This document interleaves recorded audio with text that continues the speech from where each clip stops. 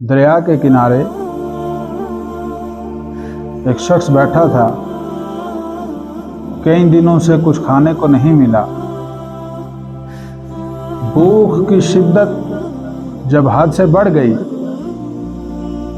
اور کھانے کو بھی کوئی چیز میسر نہ تھی، بھوک کے اس شدت میں وہ اس دریا کے کنارے بیٹھے ہوئے تھے، لیکن کیا دیکھتے ہیں کہ اچانک اس دریا کی موجوں میں ایک سیب ترتا ہوا آ رہا۔ انہوں نے جب اس سیب کو دیکھا، سیب کو پکڑ کر کھا لیا، کیونکہ بھوک کی اتنی شدت تھی۔ کھانے کے بعد انہیں یاد آیا کہ یار یہ سیب تو میرا نہیں تھا، میں اس کا مالک تو نہیں تھا، اور میں نے اس سیب کو پکڑ کر کھا لیا ہے۔ اب اس کے مالک کو میں کہاں تلاش کروں؟ کہتے ہیں وہ بس ایک زاہد پارسا متقی شخص تھے۔ انہوں نے جب وہ سیب کھا لیا تو انہیں اس پر بڑی ندامت ہوئی۔ آخر انہوں نے یہ کہہ کر اس دریا کے کنارے چلنا شروع کیا کہ اس دریا کے کنارے جو باغ ہوگا، اسی باغ کا سیب اس دریا میں بہہ کر گیا ہو۔ وہ اس دریا کے کنارے چلنے لگے، چلتے دیکھا کہ ایک جگہ باغ ہے اور اس کی کچھ شاخیں اس دریا کے اندر پڑی ہوئی ہیں، اور سیب کی شاخیں ہیں، اور ان سے سیب کٹ کر اس دریا میں گرتے جا رہے ہیں۔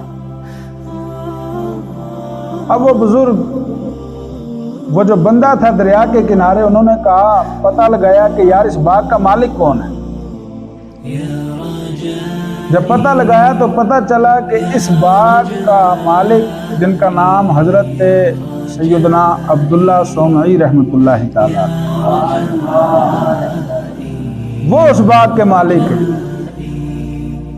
تو ان کے پاس گئے تو جا کر عرض کی، حضور یہ باغ آپ کا ہے، اور میں فلاں علاقے میں بیٹھا ہوا تھا، دریا کی موجوں میں ایک سیب آ رہا تھا، میں نے اسے پکڑا اور کھا لیا، لہٰذا آپ مجھے معاف کر دیں۔ میں اس سیب کو معاف کروانے کے لیے آپ کے پاس حاضر ہوا۔ ایک سیب، اور کتنے دنوں کا سفر کر کے گئے۔ آج ہمیں اگر راستے سے کوئی چیز مل جاتی ہے، ہم سوچتے ہیں یہ ہمیں ملی یا مال کامی، حالانکہ یہ ایسا نہیں ہے، یہ مال لقطہ ہوتا ہے۔ کہتے ہیں حضرت عبداللہ سومی رحمۃ اللہ علیہ نے جب دیکھا تو وہ بھی صاحب کشف تھے، صاحب نظر تھے۔ انہوں نے دیکھا تو سمجھ گئے کہ یہ کوئی عام بندہ نہیں، یہ کوئی اللہ والا لگ رہا ہے، یہ کوئی متقی پرہیزگار لگ رہا ہے۔ انہوں نے جب یہ دیکھا تو وہ بھی اڑ گئے اور فرمانے لگے، معاف تو کر دوں گا لیکن میری دو شرطیں ہیں۔ پہلی شرط میری یہ ہے کہ میرے اس باغ کی تمہیں 12 سال بوڈی کرنی پڑے گی، 12 سال میرے اس باغ کی رکھوالی کرنی پڑے گی، پھر میں تمہیں سیب معاف کروں۔ وہ جو بزرگ تھے انہوں نے کہا، حضور میں 12 سال کرنے کو تیار ہوں، لیکن معاف تو ہو جائے گا۔ کہا ٹھیک ہے، آپ کریں تو صحیح۔ وہ جو بزرگ تھے انہوں نے 12 سال اس باغ کی رکھوالی کی، صرف ایک سے معاف کروانے کی۔ کہتے جب 12 سال مکمل ہوئے تو حضرت عبداللہ سومعی رحمۃ اللہ تعالی علیہ نے ان سے کہا کہ جاؤ باغ میں سے، ان کے گھر کچھ مہمان آئے تو کہا کہ جاؤ باغ میں سے کچھ سیب لے کر آ جاؤ۔ تو وہ جو شخص تھا جنہوں نے باغ کی 12 سال رکھوالی کی تھی، وہ باغ میں گئے، وہاں سے جا کر کچھ سیب اتار کر لائے تو مہمانوں نے جب کھائے تو وہ سیب کھٹے نکلے. تو حضرت عبداللہ سومی رحمۃ اللہ تعالی علیہ نے فرمایا کہ کیا تمہیں یہ پتہ نہیں تم 12 سال سے باغ کی رکھوالی کر رہے ہو, اس کی گوڈی کر رہے ہو, اور تمہیں ابھی یہ پتہ نہیں کہ کھٹے سیب کس پیڑ میں ہیں اور میٹھے سیب کس پیڑ میں ہیں. تو اس نے آگے سے کیا جواب دیا؟ وہ کہنے لگے حضور ایک سیب کھایا تھا, اس کی معافی کے لیے مجھے 12 سال گوڈی کرنی پڑی. خدا کی قسم میں نے 12 سالوں میں ایک مرتبہ بھی نگاہ اٹھا کر ان سیبوں کی طرف نہیں دیکھا. کہتے ہیں یہ تو پہلی شرط. انہوں نے کہا چل ٹھیک ہے. دوسری شرط میری یہ ہے کہ فرمایا میری ایک بیٹی ہے جو آنکھوں سے اندھی ہے, پاؤں سے لنگڑی ہے, ہاتھوں سے لولی ہے, کانوں سے بہری ہے اور زبان سے گونگی ہے. اس سے تمہیں شادی کرنی پڑے, پھر جا کر میں تمہیں وہ سیب معاف کروں. سوچو, آج ہم تو کہتے ہیں جہاں سے جو چیز آ رہی ہے آنے دو, لیکن ہمارے بزرگوں کا کیا عمل ہے؟ تو وہ شخص آگے سے کہنے لگے حضور میں یہ بھی کرنے پر راضی ہوں, کیسے نہ کیسے کر کے دنیا کاٹ لوں گا, لیکن میرا وہ سیب جو میں نے کھایا تھا وہ معاف تو ہو جائے گا نا؟ حضرت عبداللہ سومی رحمۃ اللہ علیہ نے فرمایا ہاں تیرا سیب معاف ہو جائے گا. کہتے ہیں نکاح ہو گیا. نکاح کے بعد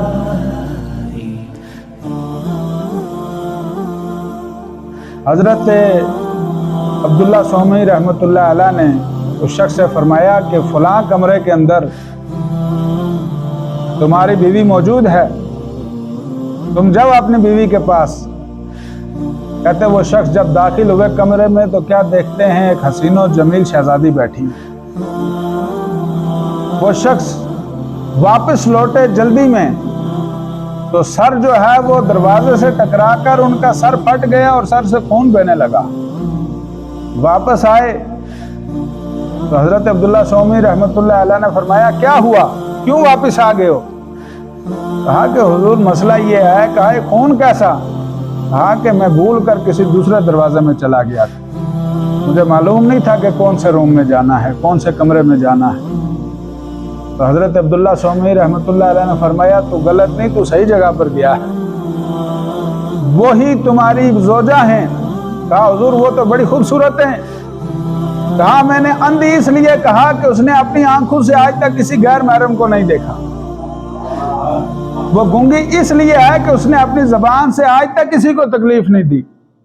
وہ بہری اس لیے ہے کہ آج تک اس نے کبھی اپنے کانوں سے غیر محرم کی آواز کو نہیں سنا. وہ ہاتھوں سے لولی اس لیے ہے کہ اس نے کبھی کسی حرام شے کو آج تک نہیں چھوا.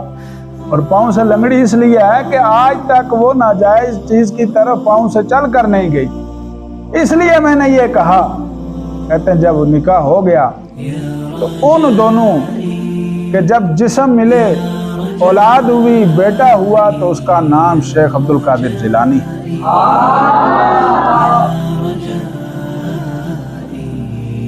آپ دیکھیں باپ حرام کے لقمے سے پاک, اور ماں وہ کہ جس نے نہ کسی غیر محرم کو دیکھا,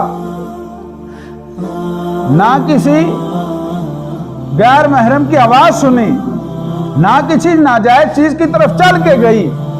تو جب ماں باپ ایسے ہوتے ہیں تو بیٹے بھی پھر غوث اعظم جیسے پیدا ہوتے ہیں.